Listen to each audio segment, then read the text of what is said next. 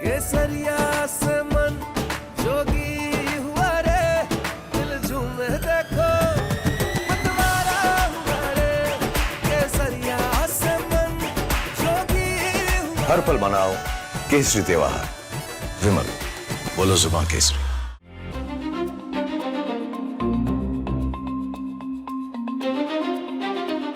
नमस्कार, आप सभी का बहुत बहुत स्वागत है। मेरा नाम रूबिका लियाकत है और इस वक्त आप देख रहे हैं टाइम्स नाउ नव भारत। 8:50 हो चुके हैं। न्यूज की पाठशाला का वक्त हो चुका है हुक्म। आपका दाखिला पाठशाला में हो चुका है। मैडम आ चुकी है इस वादे के साथ कि पढ़ाऊंगी ऐसा कभी किसी ने नहीं पढ़ाया होगा। तो चलिए शुरू करते हैं। आज कौन कौन से सब्जेक्ट्स और किस पर लगेगी क्लास। चैप्टर नंबर 1 राजनीति शास्त्र की ये क्लास है। क्या मनुस्मृति को राजनीतिक हथियार बनाकर खुद ही घिर गए हैं राहुल गांधी? सियासत और इतिहास पर जरूरी प्रसंग याद दिलाने वाला चैप्टर है ये। फिर आएगा पार्ट नंबर 2 तरक्की और राष्ट्रवाद की क्लास है। घने जंगलों से सरपट गुजरती एक भगवा रेखा आज क्या आपने देखी है? सिर्फ एक वायरल तस्वीर नहीं, देश की गौरवशाली झांकी है। क्योंकि अगर इन दिनों आप भूल गए हैं कि इस देश में क्या अच्छा हो रहा है तो आपको याद दिलाएंगे। चैप्टर नंबर 3 सेहत की क्लास। आपकी थाली में मिलावट करने वालों का कोई इलाज है कि नहीं है? बेईमान लोगों के मजबूत मनोबल को तोड़ने वाला ये चैप्टर। और आखिर में हमारे स्पेशल सेगमेंट सोचा है कभी, जिसमें दिखाएंगे वो मंदिर जहां 33 कोटि देवी देवताओं की होती है पूजा। लेकिन सबसे पहले दिन भर का रिवीजन।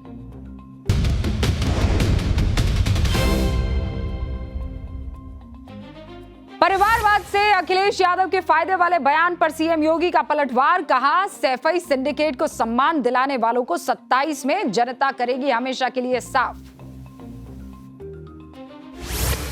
पंजाब में बीजेपी का मिशन 117 सभी सीटों पर अकेले चुनाव लड़ेगी बीजेपी। पटियाला में राष्ट्रीय महासचिव बीएल संतोष ने ऐलान कर दिया है। कहा पंजाब में बनाएंगे सरकार। इलाहाबाद हाई कोर्ट में माफिया अतीक अहमद के दोनों बेटों को लगा है झटका। कोर्ट ने उमर और अली की जमानत अर्जी खारिज कर दी है। 1.25 करोड़ की रंगदारी, मारपीट और जान से मारने की धमकी मामले में दर्ज हुई थी एफआईआर। नव भारत की खबर का बड़ा असर हुआ है। विवादित बयान को लेकर बीपीएससी एग्जाम कंट्रोलर ने माफी मांग ली है। कहा किसी को ठेस पहुंचाने का इरादा नहीं था। सीमा विवाद पर चीन से अहम बातचीत। बीजिंग पहुंचे एनएसए अजीत डोभाल। कल चीन के विदेश मंत्री वांग यी के साथ होगी 25वें दौर की बैठक। सावन के आखिरी सोमवार को नगर भ्रमण पर निकले उज्जैन के राजा बाबा महाकाल। 4 स्वरूपों के में प्रजा को दर्शन देते हैं। बाबा का यात्रा में शामिल हुए रोबोट ने डांस करके बांधा समा।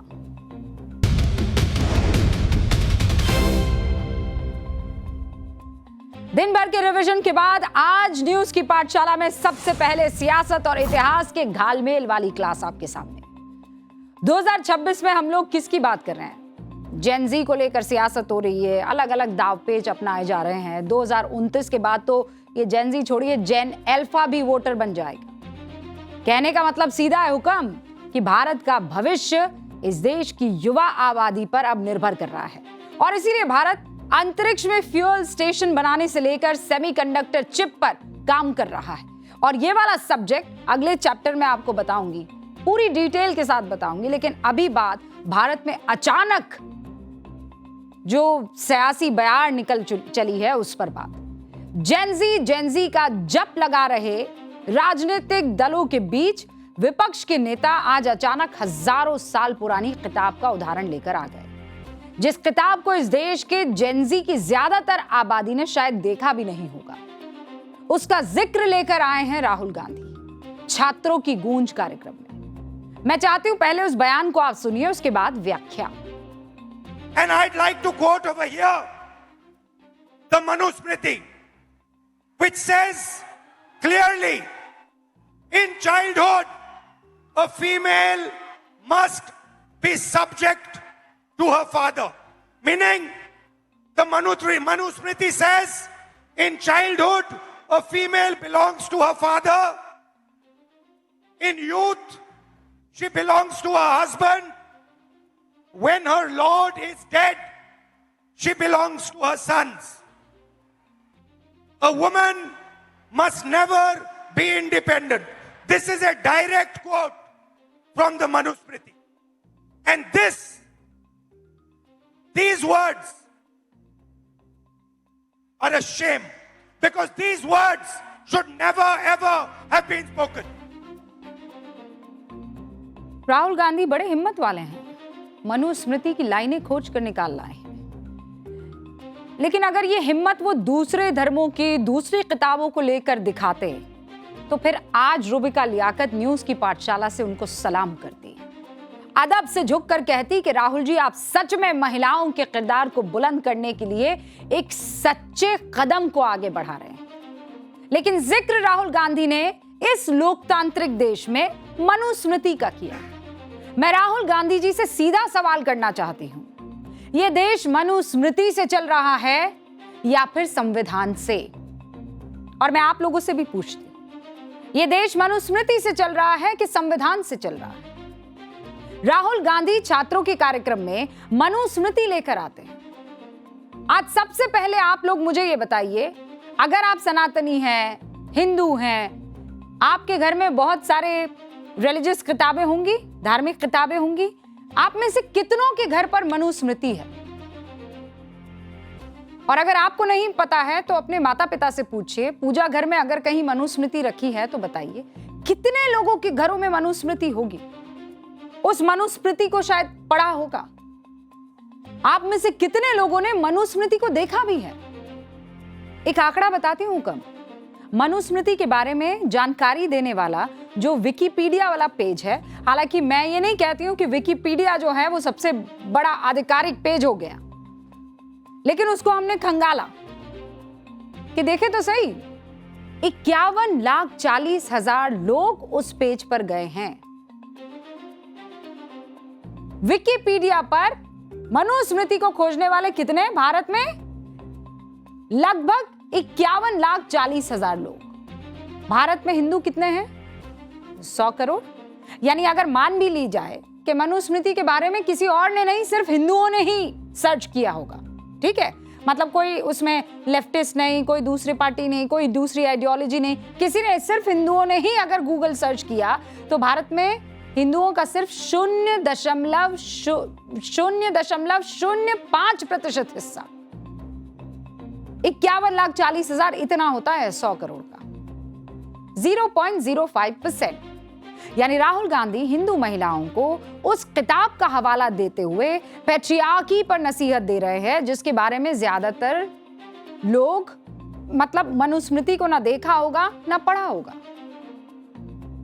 जानने की बात तो छोड़ ही दीजिए, ज्यादातर लोग इसके बारे में सर्च भी नहीं कर रहे हैं। और राहुल गांधी की टीम, उनके लिए रिसर्च करने वाले लोग अगर महिलाओं की स्थिति पर राहुल गांधी से भाषण दिलवाना ही चाहती थी तो इतनी हिम्मत है इन लोगों में कि 10,000 साल पुरानी ये किताब के पन्ने पलटने से ज्यादा अभी रिसेंट कोई रिपोर्ट या सर्वे के पन्ने पलट लेते।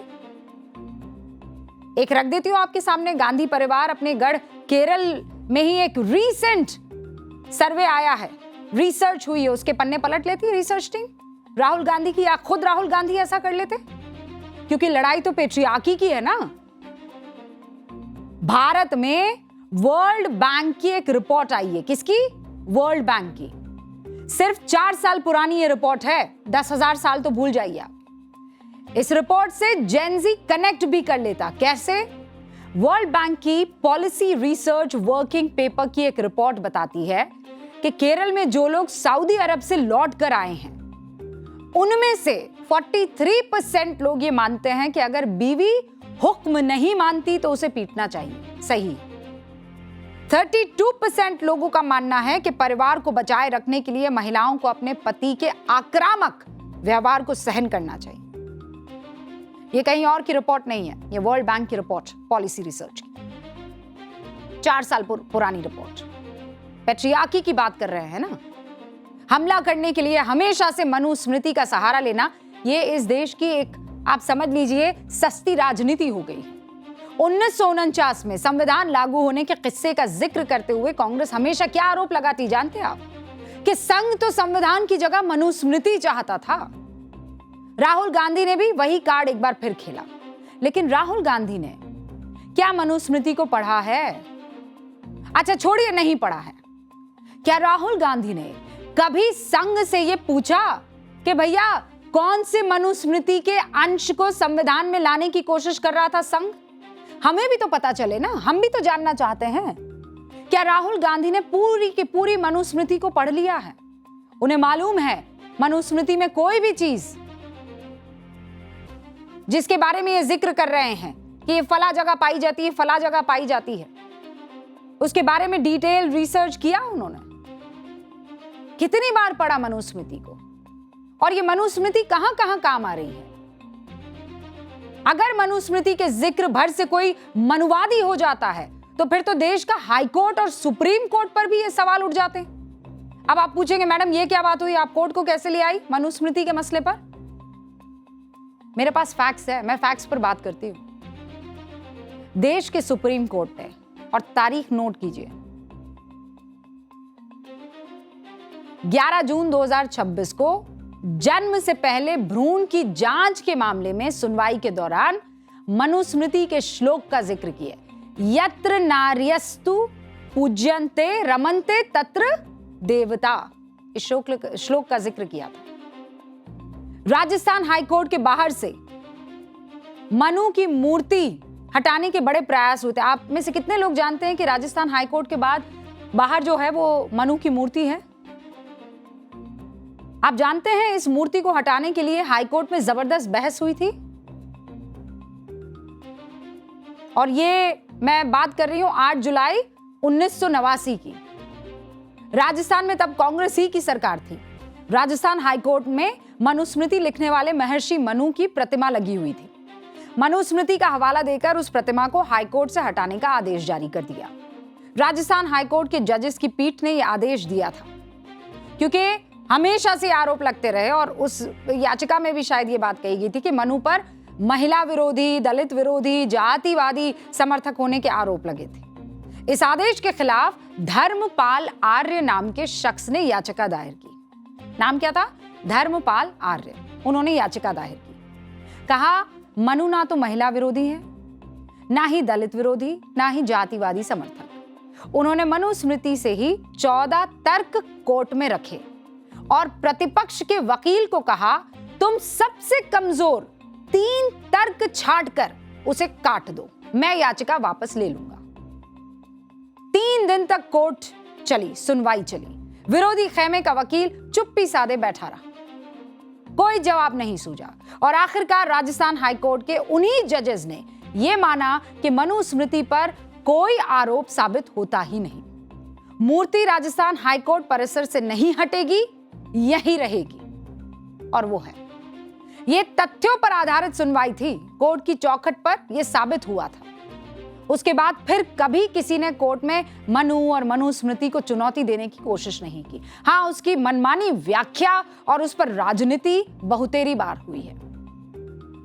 राहुल गांधी पुणे से पहले संसद में भी संविधान बनाम मनुस्मृति वाला नैरेटिव बनाने की कोशिश, गढ़ने की कोशिश कर चुके हैं। इस बार राहुल गांधी ने मनुस्मृति को महिला आरक्षण पर बीजेपी पर पलटवार करने के लिए इस्तेमाल करने की कोशिश की, क्योंकि महिला आरक्षण पर बीजेपी लगातार कांग्रेस को घेर रही है। प्रधानमंत्री मोदी ने साफ कहा कि कांग्रेस सहित हर उस पार्टी को महिलाओं का आक्रोश झेलना पड़ेगा जिन्होंने महिला आरक्षण के लिए लाए गए संविधान संशोधन बिल के खिलाफ वोटिंग की है।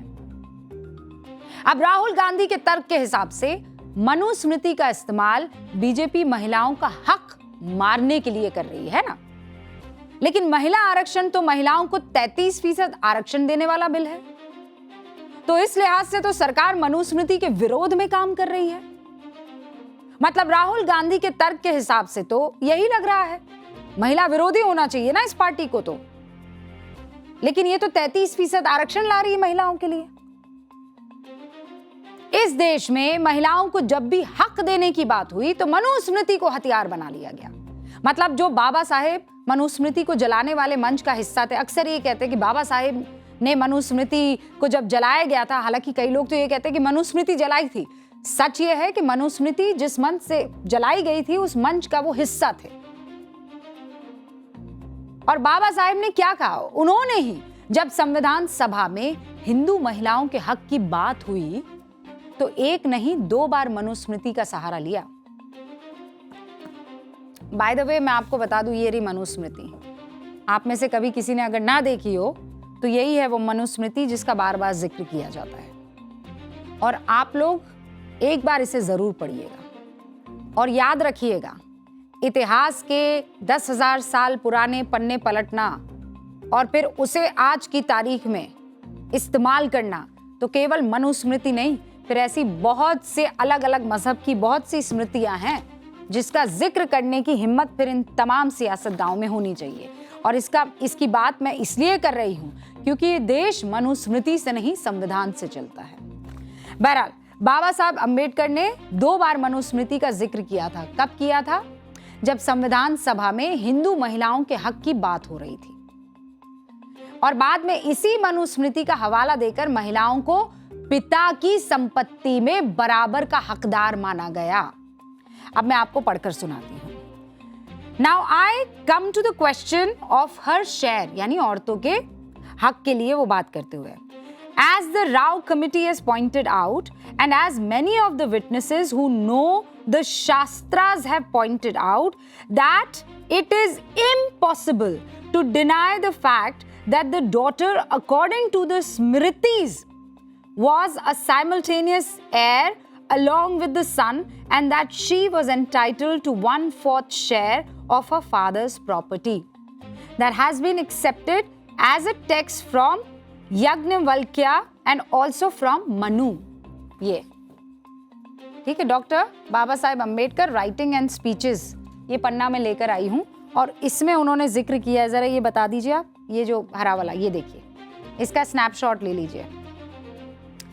I once counted 137 smritis and I do not know why our ancient Brahmins were so occupied in writing smritis and why they did not spend their time doing something else. It is impossible to say, assuming that occupation was a paramount occupation of the day. ये तब की बात करें कि ब्राह्मणों ने सिर्फ इसी का जिक्र क्यों किया। There is no doubt that the 2 smritikars whom I have mentioned is no doubt that the 2 smritikars whom I have mentioned, Yagnavalkya and Manu, ranked the highest among the 137 who had tried their hands in framing smritis. Both of them have stated that the daughter is entitled to 1/4 share. It is a pity that somehow, for some reason, customs has destroyed the efficacy of that text. Otherwise, the daughter would have been, on the basis of our own smritis, entitled to get 1/4 share. ये किस स्मृति का जिक्र हो रहा है और ये कौन कर रहा है? बाबा साहेब भीमराव अंबेडकर। 1950 में हिंदू कोड बिल पर बहस के दौरान बाबा साहेब अंबेडकर ने कहा, और अब मैं हिंदी में बता दी, इस तथ्य को झुटलाया नहीं जा सकता कि स्मृतियों में बेटियों को पिता की संपत्ति में बेटे के बराबर अधिकार मिला है। बेटियों के 1/4 हिस्से लेने का हक, उनको 1/4 हिस्सा लेने का हक उनको दिया गया है। इसे यज्ञवल्क्य और मनु दोनों स्मृति में माना गया है। यही आपने भी अभी देखा।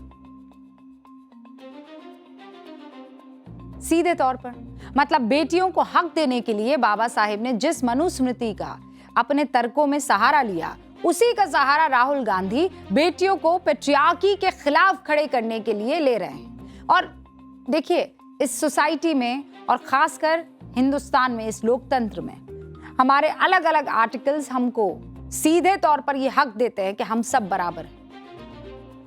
लिंग के आधार पर किसी तरह का कोई भेदभाव हो ही नहीं सकता।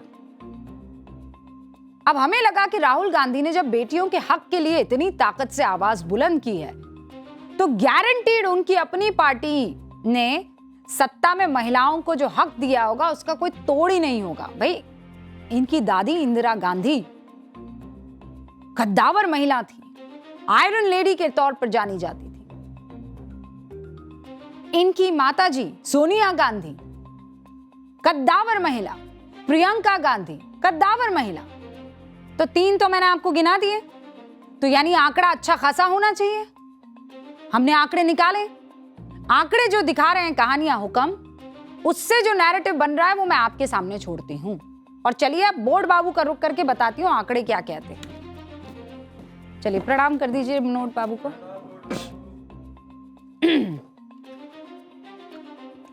तो ये क्या है भैया, महिलाओं के अधिकार पर सबसे इंपॉर्टेंट है कांग्रेस का सच क्या है।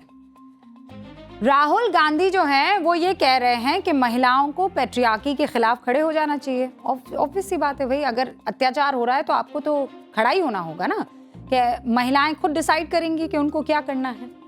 तो भाई हमने क्या किया, एक सैंपल साइज लिया। सैंपल साइज कौन सा लिया हमने, ये जेनजी जब से मतलब जो इनका वाला टाइम है, कौन सा वाला टाइम है, 97 से लेकर 2026 तक का, यही जेनजी कहलाते हैं। तो हमने ये वाला सैंपल साइज उठा लिया कि यही टाइम देख लेते हैं, इनकी पैदाइश से लेकर अभी जो टाइम चल रहा है, यानी 97 से लेकर 2026 कितने साल हो जाते हैं, 29 साल हो जाते हैं। 29 साल में कितने सीएम मतलब चीफ मिनिस्टर कितने हुए हैं, 56 चीफ मिनिस्टर कांग्रेस के, ठीक है, केवल कांग्रेस के चीफ मिनिस्टर कितने हुए, 56।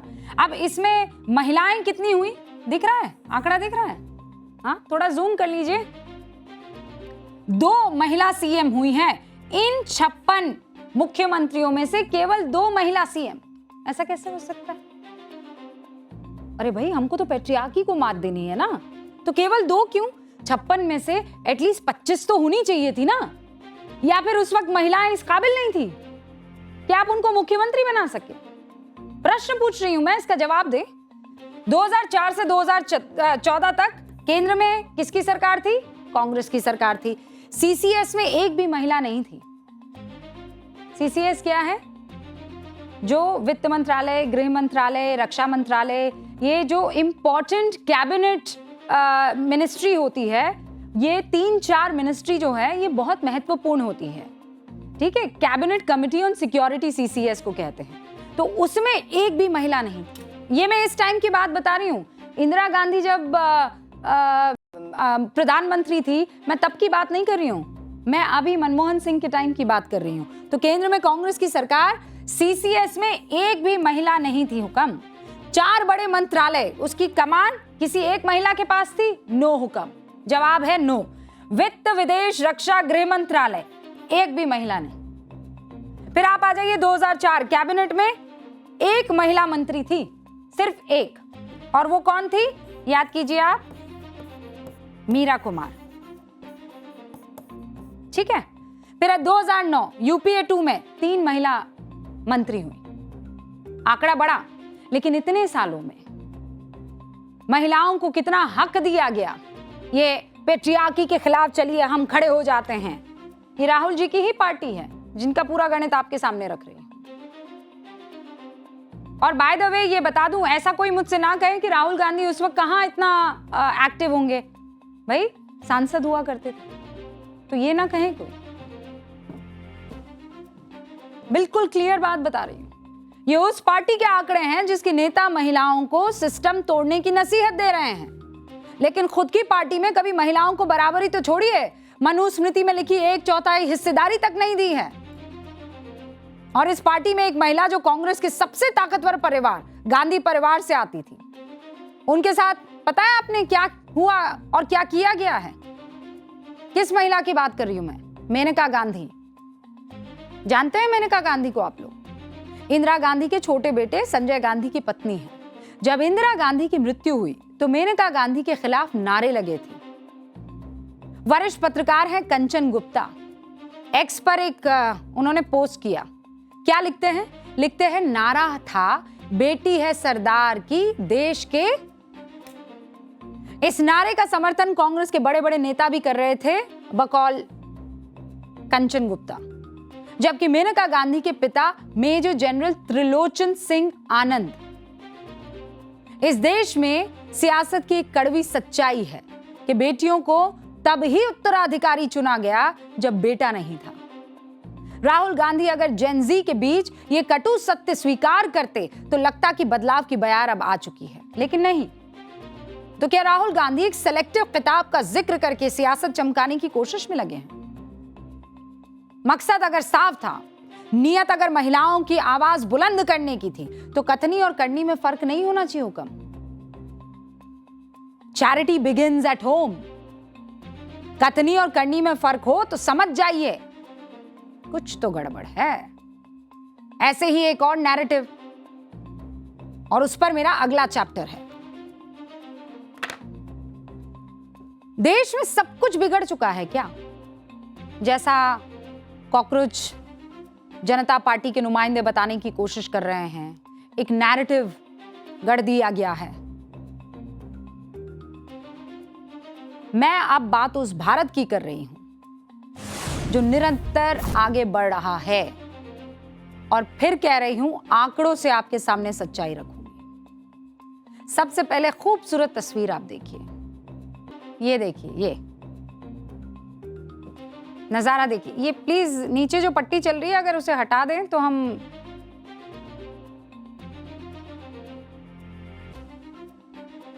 इस तस्वीर को देखिए। आप एक बार को जब आप देखेंगे तो आपको लगेगा ये काश हमारे देश में भी ऐसा होता। नहीं, कितना खूबसूरत लग रहा है। काश हमारे मुल्क में भी ऐसी तस्वीर देखने को मिलती है ना। अपने देश का ये अपना देश है, विकास की नई ऊंचाइयों को छू रहा है ये, और दुनिया के फलक पर चमक रहा है ये कौन है? ये आपका और मेरा वतन है। आज इस विषय पर बात करना इसलिए भी बेहद जरूरी है क्योंकि पिछले कुछ दिनों से हमारे आसपास एक ऐसा नैरेटिव गढ़ने की कोशिश की जा रही है, हमारे दिमाग में ये बात लगातार डाली जा रही है कि देश में कुछ भी अच्छा नहीं हो रहा है।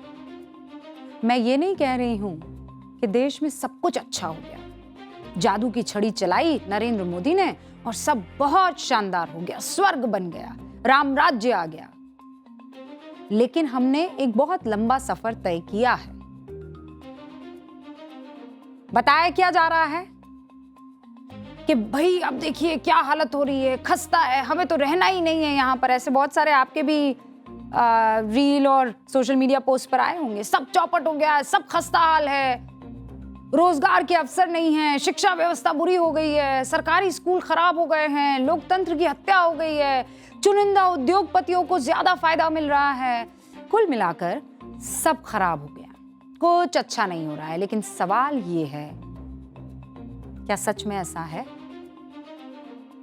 क्या सच में सब कुछ बेकार हो चुका है? क्या सिर्फ बार बार कह देने भर से कोई नकारात्मक बात सच हो जाती है? मैं फिर कह रही हूं, इस देश में स्कूल व्यवस्था, शिक्षा व्यवस्था, हमारी मेडिकल फैसिलिटीज, हमारा खान पान, इन सबको बहुत बहुत सुधार की जरूरत है। लेकिन क्या पिछले 11 सालों में इस देश में कुछ नहीं हुआ? या हुआ और आप इन 1-2 महीने में सब भूल गए? आज पाठशाला में भारत की इसी ग्रोथ स्टोरी को मैं आपके सामने रख रही हूं, और फैक्ट के साथ, ताकि अगली बार अगर आपसे कोई कहे कि भारत में कुछ नहीं हो रहा तो डेटा के साथ उस पर काउंटर दीजिएगा। जितना सच इस बात में है कि देश में अभी बहुत कुछ किया जाना बाकी है, बहुत कुछ चुनौतियां अभी मौजूद है, रास्ते अभी लंबे हैं, डगर बहुत मुश्किल है, उतना ही ये भी अकाट्य सत्य है कि भारत ने अपनी इस यात्रा में लंबी दूरी तय की है। हम वहीं नहीं हैं जहां दशकों पहले हुआ करते थे। हमारी प्राचीन सांस्कृतिक जड़ों से लेकर आधुनिक ग्लोबल पहचान तक हर मोर्चे पर देश ने दुनिया के सामने अपनी एक मिसाल पेश की है। आज मैं फिर आपको याद दिला दूं, चाहे स्पेस मिशन हो, डिजिटल क्रांति हो, रेलवे हो, एयरपोर्ट हो, इकोनॉमी हो, भारत ने यह साबित किया है कि वो हर क्षेत्र में अपने टारगेट सेट कर रहा है और फिर उसे पूरा भी कर रहा है। एक वीडियो दिन भर से सोशल मीडिया पर खूब घूम रहा है। ये वो खूबसूरत वीडियो है, पहाड़ों की चोटियों पर छाई सफेद धुंध, चारों तरफ फैली हरियाली की चादर, और उसके बीच से बेहद खामोशी से सांप की तरह गुजरती वंदे भारत एक्सप्रेस। बेंगलुरु और मंगलुरु के बीच पड़ने वाले वेस्टर्न घाट की ये तस्वीरें हैं। वंदे भारत के ट्रायल रन का ये ड्रोन वीडियो है। इस वक्त हर भारतीय नागरिक का दिल ये वीडियो ना जीते तो बताइए होगा। ये सिर्फ एक वायरल हो जाने वाली रील भर या तस्वीर भर नहीं है, ये उस बदलते भारत की तस्वीर का आईना है जो लगातार और चमकीला होता जा रहा है। वंदे भारत देश के कोने कोने को तेज रफ्तार से जोड़ रही है। सच के झूठ, सच। वंदे भारत का premium growth engine full speed से चल रहा है। सच के झूठ, सच। देश में इस वक्त 164 वंदे भारत ट्रेनें चल रही हैं और 2030 तक का टारगेट है कि इस संख्या को 800 कर दिया जाए। कौन सी संख्या को? 164 को 800 तक पहुंचा दिया जाए। लंबी दूरी के सफर को और आरामदायक बनाने के लिए अब वंदे भारत स्लीपर वर्जन भी पटरियों पर उतर चुकी है और आने वाले वक्त में इनकी संख्या को बढ़ाकर 50 तक ले जाने का एक टारगेट है। अभी इसकी संख्या कितनी है? केवल 2, लेकिन आने वाले समय में इसे 50 तक कर दिया जाएगा। वंदे भारत 160 से 180 किलोमीटर प्रति घंटे की रफ्तार से दौड़ती है। तेज स्पीड और बेहतरीन एक्सेलरेशन के कारण यात्रियों का कई घंटों का कीमती समय बचता है। अभी किसी ने एक बहुत ही खूबसूरत बात कही, सारी चीजें एक ही दिन में नहीं हो जाती, लेकिन एक दिन जरूर हो जाती है। जिस सफर को तय करने से पहले 12 से 14 घंटे लगते थे, वो अब चंद घंटों में पूरी हो रही है। अगली बार किसी सो कॉल्ड बुद्धिजीवी को आप ये कहते सुने कि 4 घंटे पहले पहुंचकर क्या ही करोगे, तो उसे जवाब दे दीजिएगा, हुक्म, समय सिर्फ घड़ी की सुइयों का फेर नहीं है, बल्कि ये बचत, सुकून और तरक्की का मीटर है। और सिर्फ वंदे भारत ही नहीं, एक और तस्वीर आपको दिखाती हूं, शायद आपसे ये छूट गई हो। भारत की डबल स्टैक मालगाड़ियां देख रहे हैं आप? अब आप कहेंगे कि मालगाड़ी की तस्वीर है, क्या बड़ी बात है? क्या दिख रहा है इसमें? डबल स्टैक मतलब क्या समझे आप? में इस वक्त जो देख रहे हैं आप, ये 2 मंजिला मालगाड़ी है, 2 मंजिल डब्बे, इतिहास रचने वाली है। 1.3 किलोमीटर लंबी ये डबल स्टैक कंटेनर मालगाड़ी मुंबई से चलकर वडोदरा पहुंची। भारत दुनिया का इकलौता ऐसा देश बन गया है जो 100% बिजली के तारों के नीचे ऊंची डबल स्टैक मालगाड़ी चला रहा है। डबल स्टैक मतलब जिसमें माल से लदे 2 कंटेनर एक के ऊपर एक लद कर जाते हैं। अब आधी जानकारी लेकर आपसे अगर कोई बहस करने आए, आपसे कहे कि ये तो हर बड़ा देश करता है, डबल स्टैक मालगाड़ियां यूरोप और अमेरिका में भी चलती है, इसमें क्या नया है, तो उसे जवाब दीजिएगा, ऐसा नहीं है। भारत इकलौता है मुल्क जिसने ये कर दिखाया है। अमेरिका में चलने वाली डबल स्टैक लोकोमोटिव डीजल से चलती है, बिजली से नहीं चलती है। यूरोप की रेलवे टनल इतनी छोटी है कि वहां डबल स्टैकिंग हो ही नहीं सकती है। चीन जैसे देश डबल स्टैक ट्रेनें चलाते हैं, लेकिन बिना ओवरहेड इलेक्ट्रिक तारों वाले ट्रैक्स पर। लेकिन डेटा और इन तस्वीरों से इतर भारत के मजबूत भविष्य के लिए बेहद जरूरी कदम इसे आप मानिए। अब देखिए, ट्रक डीजल पर चलते हैं, वही डीजल जो भारत इंपोर्ट करता है, लेकिन ये डबल स्टैक ट्रेनें उस बिजली से चल रही है जो भारत ही बना रहा है। भारतीय रेलवे ने अपने लगभग पूरे नेटवर्क को इलेक्ट्रीफाई कर दिया है। लगभग 99% ब्रॉड गेज पावर पर यह चल रहा है। तो हर एक ऐसी ट्रेन उस खर्च को कम कर रही है जो भारत विदेश के तेल पर निर्भर कर रहा है। यानी 300 डीजल वाले ट्रक जितना माल हाईवे पर लेकर जा सकते हैं, उतना माल ये एक ट्रेन एक बार में ले जा पाएगी और ले जा सकती है। तो अगली बार आपको रील मंत्री की डिबेट में कोई फंसाने की कोशिश करे, तो उसे भारत की इस डबल स्टैक लोकोमोटिव ट्रेन का उदाहरण जरूर दीजिएगा। नंबर बेहद खूबसूरत होते हैं क्योंकि वो एग्जैक्ट होते हैं, डेटा सटीक होता है, उसको झुटलाया नहीं जा सकता है। इसीलिए सुनते जाइए, भारत के railway, rapid rail, metro network ने अब तक क्या क्या कर दिखाया है। 2014 में ट्रेन की सुरक्षा वाला कवच सिस्टम था? कोई नहीं था। 2026 तक 2633 किलोमीटर तक इसे इंटीग्रेट कर दिया गया है। 2014 तक मालगाड़ी के लिए अलग से ट्रैक या कॉरिडोर नहीं हुआ करता था। 2026 तक 2843 किलोमीटर लंबा डेडिकेटेड कॉरिडोर तैयार कर लिया गया। 2014 में सिर्फ 9,587 बायो टॉयलेट्स हुआ करते थे। कितने? पढ़िए, कितने? 9,587 बायो टॉयलेट। अब इसकी संख्या कितनी हो गई है? 3,70,000। दिख रहा है आपको चेंज? रैपिड रेल सिस्टम 2014 तक कितने किलोमीटर थी? पढ़िए, 0। 2026 में कितने किलोमीटर हो गए? 82। मेट्रो वाले शहर 2014 तक कितने थे? पढ़िए, 2026 में कितने हो गए? 26। प्रीमियम ट्रेन सेवाएं 2014 में कितनी थी? 66। 2026 में ये कितनी हो गई है? 240। इसलिए विकास को जुमला बताने वालों को ये पटरियों पर लिखा सच बताइएगा जरूर, जिसे दुनिया की कोई ताकत नहीं झुठला सकती है। रेलवे की तरह स्पेस सेक्टर में चलिए। अभी तो हम सरपट दौड़ रहे थे, छुक छुक छुक छुक। भारत दौड़ा है आज रवि एकदम। रेलवे की तरह स्पेस सेक्टर में भी पिछले 12 साल से यही भ्रम फैलाया जा रहा है। क्या? मोदी सरकार की नीतियों ने इसरो को बर्बादी के रास्ते पर ढकेल दिया है। Big breaking! भारत के स्पेस प्रोग्राम की लॉन्चिंग और प्लानिंग चौपट हो चुकी है। Big breaking! लेकिन मैं आपको भारत के अंतरिक्ष मिशन के बारे में वो बातें बताऊंगी जिसे बताने में विपक्ष की जुबान लड़खड़ाने लगती है। ये जो नैरेटिव गढ़ते हैं ना, इनके हाथ कांपने लगते हैं। आज ही कांग्रेस ने इसरो के बारे में मोदी सरकार के एक फैसले पर सवाल उठाए। क्या सवाल उठाए? रॉकेट अब इसरो नहीं बल्कि प्राइवेट सेक्टर बनाएगा। इसरो ने भारतीय अंतरिक्ष क्षेत्र को सस्ता और आत्मनिर्भर बनाया है, तो फिर मोदी इसकी रणनीतिक क्षमता को आउटसोर्स क्यों कर रहे हैं? बड़ा प्रश्न। तो यहीं से बात शुरू करते हैं। चलिए, जब कांग्रेस की मनमोहन सरकार थी तब उनके 10 साल के कार्यकाल में इसरो ने 28 से 35 विदेशी सैटेलाइट को लॉन्च किया था। नंबर याद रखिएगा, 28 से 35 विदेशी सैटेलाइट्स को लॉन्च किया।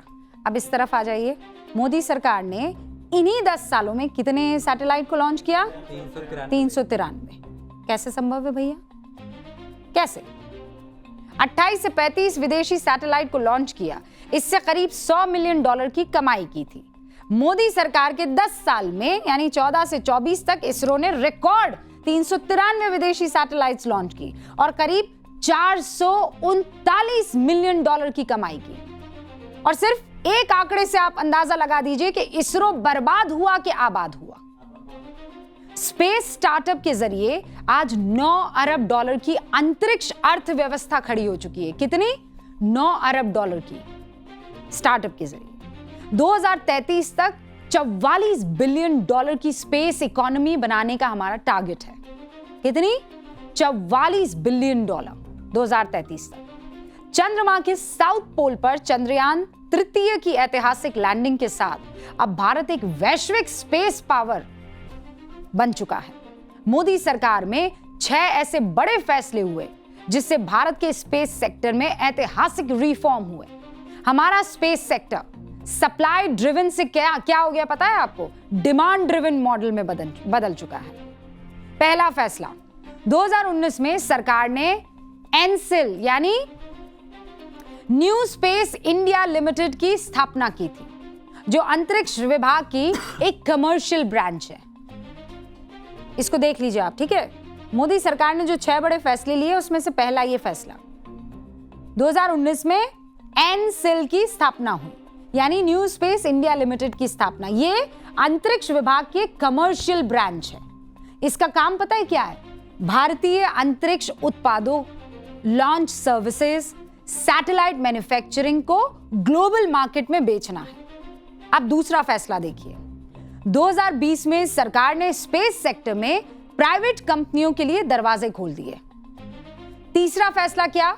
2020 में ही सरकार ने इन स्पेस नाम की एक नोडल एजेंसी बनाई।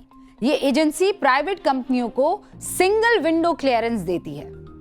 और चौथा फैसला, सरकार ने 2023 में इंडियन स्पेस पॉलिसी जारी की, जिसके तहत यह तय किया गया कि इसरो अब केवल रिसर्च एंड डेवलपमेंट का काम नहीं करेगा, नई टेक्नोलॉजीज, डीप स्पेस मिशन पर काम कर।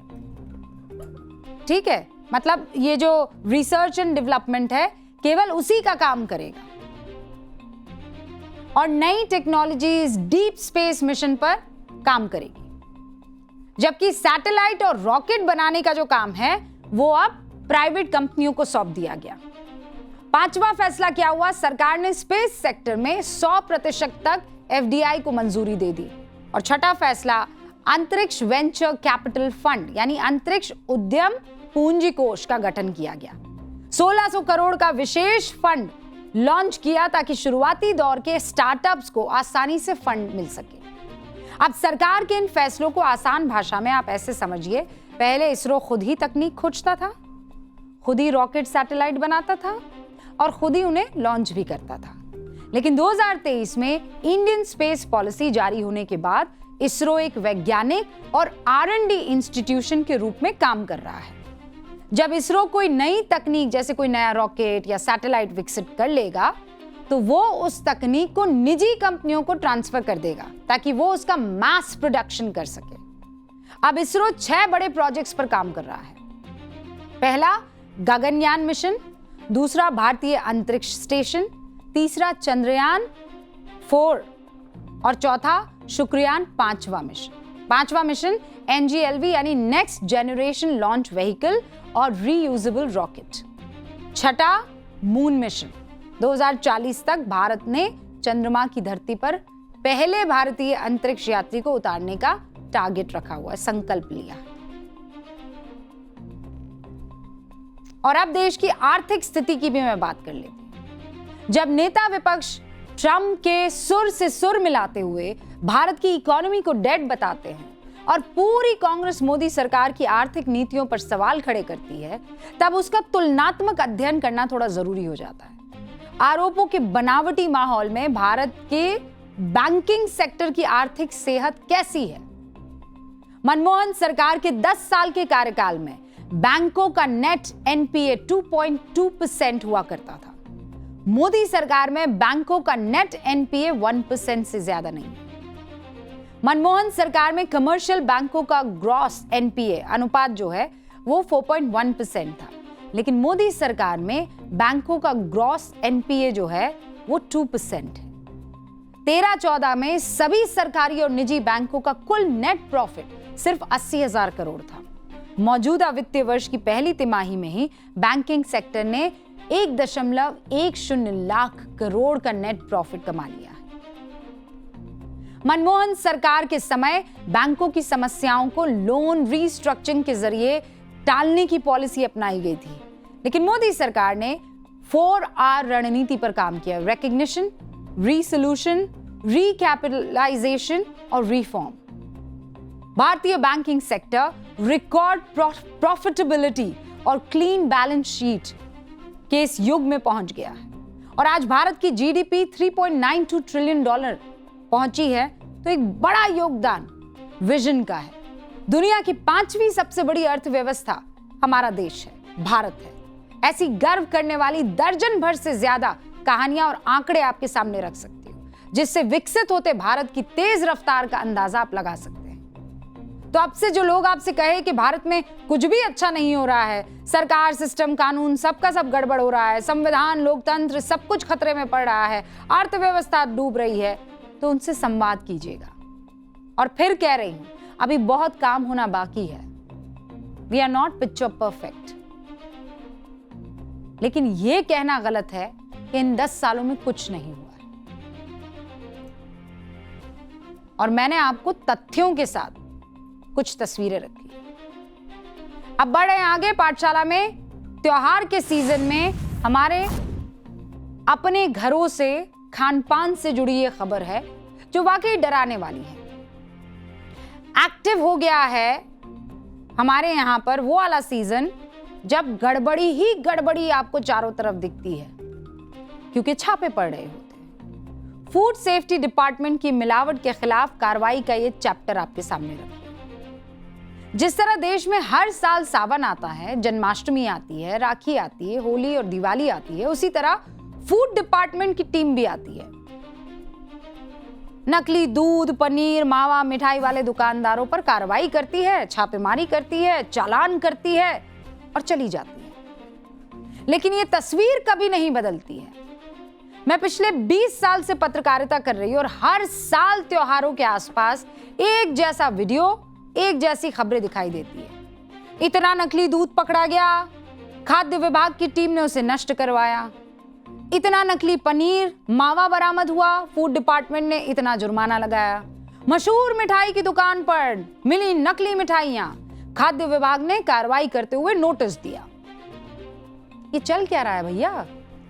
आखिर हमारे देश में ऐसी कार्रवाई की मिसाल पेश क्यों नहीं की जाती कि मिलावट करने वाले माफिया की रूह कांप जाए? ऐसा खौफ क्यों नहीं पैदा होता कि कोई मिलावट करने से पहले 100 मर्तबा सोचे कि भैया अगर पकड़ा गया तो सब चौपट हो जाएगा। आप मुझे ठीक से याद करके बताइए, कोई ऐसी कार्रवाई हुई हो जिसमें मिलावट करने वाले दुकानदार को 10 साल की सजा हो गई हो? या आपने ऐसा सुना हो कि मिलावट करने वाली दुकान या कंपनी हमेशा हमेशा के लिए बंद कर दी गई हो? याद पड़ता है ऐसा कुछ? अगर ऐसी कार्रवाई होती तो उसका असर दिखाई क्यों नहीं देता हम लोगों को? क्योंकि ये तस्वीरें तो कुछ और ही कहानी बताती हैं। एक मशहूर विज्ञापन की टैगलाइन हुआ करती थी, मैं याद दिलाती हूँ, भैया दीवार टूटती क्यों नहीं? याद है? आज इन तस्वीरों को देखकर हमारी सरकारों और सिस्टम से एक सवाल बनता है, भैया ये मिलावटी और बेईमान लोगों के मजबूत मनोबल की दीवार टूटती क्यों नहीं है? आखिर आपकी इतनी कार्रवाई के बाद इनके इरादे कमजोर क्यों नहीं होते हैं? इन्हें आपकी कार्रवाई से डर क्यों नहीं लगता है? कोई तो कमी होगी ना, कोई तो दिक्कत होगी कि कायदे और कानून और कार्रवाई के बावजूद मिलावटी माफियाओं का अंत ही नहीं हो रहा। इन लोगों के पास ऐसी कौन सी शक्ति या वरदान प्राप्त है कि हर साल आ जाते हैं? आज मैं आपको बताऊंगी कि आखिर ऐसी कौन सी वजह है कि मिलावट की ये दीवार टूटती क्यों नहीं। ऐसे कौन से दाव पेच है जिनकी मदद से मिलावटी गैंग कानून के चंगुल से निकल जाते हैं। आज खोलेंगे मिलावट के उस पूरे खेल का कच्चा चिट्ठा, जिसका एक एक शब्द आम नागरिक की सेहत और सिस्टम की कमजोरी से जुड़ा हुआ है। तो तैयार हैं हम? चलिए हम आपको नोट बाबू के पास लेकर चलते हैं। पिछले कुछ दिनों से ये जो मिलावट की लड़ाई है ना, उसे लेकर एक नाम बहुत चर्चा में रहा। कौन सा नाम बता सकते हैं? तुकाराम। बड़ा चर्चा में रहा ये नाम, है ना? तुकाराम मुंडे का ये नाम महाराष्ट्र खाद्य एवं औषधि प्रशासन के कमिश्नर हैं, जो लगातार मिलावट करने वाले दुकानदार और लापरवाही करने वाले फूड आउटलेट्स पर कार्रवाई कर रहे हैं। लेकिन आपको जानकर हैरानी होगी कि बहुत से लोगों की दुकानें और आउटलेट्स फिर से खुल चुके हैं, जिन जिन पर भी कार्रवाई। और इसके पीछे की वजह मैं आपको आगे बताऊंगी, लेकिन उससे पहले आपको कुछ समझाना चाहती हूँ, ठीक है? माफियाओं को सजा कितनी मिल रही है? जो मिलावट के माफिया है ना, ये जो मिलावटी माफिया हैं, इनका एक अलग ही खेल चलता है। पिछले 5 सालों की अगर मैं बात करूं तो, ठीक है, साल कितने? 5 साल। कौन से वाले? 2021 से 2025, ठीक है? कितने हो गए? 5 साल। पिछले 5 साल में ये डेटा बताता है कि मिलावट के जो मामले हैं, 1 लाख लगभग 95 या 85,000, 1,85,000, 1,85,000 मामले यहां पर आए हैं, ठीक है? मतलब आप इसको, और फाइन कितने लोगों ने दिया? 75%, ठीक है? 75% लोगों ने क्या दिया? फाइन दिया। फाइन दिया और छूट गए। और इसमें से ज्यादातर लोग जमानत पर बाहर भी आ चुके हैं। कौन? ये तो फाइन देने वाले थे, लेकिन सजा भी तो हुई होगी ना? सजा कितनों को हुई है? सजा हुई है लगभग 3% लोगों को। और आपको क्या लगता है ये 3% लोग अभी जेल में बंद हैं? आपको लगता है ये जेल में बंद होंगे? ये सब के सब जमानत पर बाहर आ चुके हैं। 3% में से ज्यादातर लोग जमानत पर बाहर आ चुके हैं। ठीक है, तो ये देखिए 1.85 जो मैं आंकड़ा बता रही हूं, ये छोटा आंकड़ा नहीं है। ये छोटा आंकड़ा नहीं है। पिछले 5 सालों में इन जितने भी मामले पकड़े गए हैं, उन सारे के सारे मामलों में अगर आप जानेंगे तो आपको ये एहसास हो जाएगा कि सबसे महत्वपूर्ण हो जाता है ये 3% और ये 75%। 3% को जेल हुई केवल, और 75% जो हैं इनको फाइन देना पड़ा है। और 3% जो जेल में गए वो भी जमानत पर बाहर आ गए। हृदय परिवर्तन तो किसी का नहीं हुआ। ऐसी कानूनी दावपेच है जिनसे मिलावट वाला माफिया बचकर निकल ही जाता है, क्योंकि उसे पता है फाइन दो निकल जाओ, उसे पता है जेल होगी। तो जो भी हमारे पास लॉ है वो ऐसा है कि आप जाइए तर्क दीजिए, वो बेल दे देगा कोर्ट आपको। एक तरफ भारत में मिलावटखोरों के हौसले बुलंद दिखाई देते हैं, कार्रवाई होती है, छापे पड़ते हैं, लाइसेंस निलंबित होते हैं, लेकिन बहुत से मामलों में कानूनी दावपेच का फायदा उठाकर आरोपी फिर कारोबार में लौट जाते हैं। और दुनिया में कई ऐसे देश हैं जहां खाद्य सुरक्षा से खिलवाड़ को महज एक मामूली उल्लंघन माना ही नहीं गया है। वहां मिलावट करने वाला दुकानदार हो कि कंपनी हो, ऐसा सबक उनको मिलता है कि ऐसा अपराध करने से पहले वो 100 बार सोचे। और मैं उदाहरण दे देती हूं आपको, सिंगापुर में कानून क्या है? Food and safety security act 2025 के मुताबिक व्यक्ति के लिए सजा 12 महीने जेल, 19 लाख रुपए तक का जुर्माना।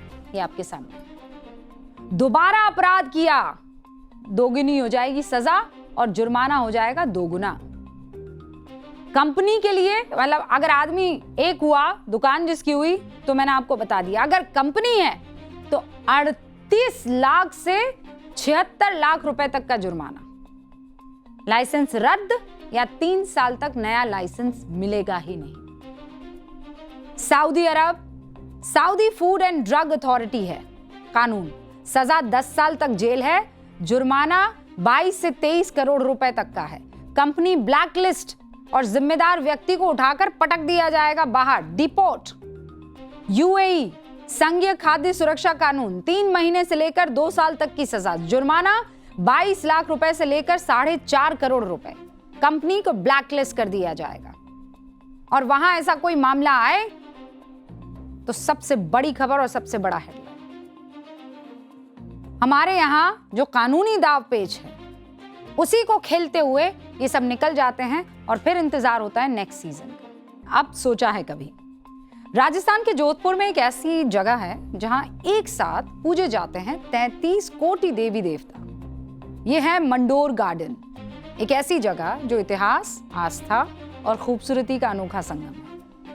मंडोर का इतिहास रामायण काल से जुड़ा हुआ माना जाता है। पौराणिक मान्यता है कि यही वो जगह है जहां रावण की पत्नी मंदोदरी का जन्म हुआ था।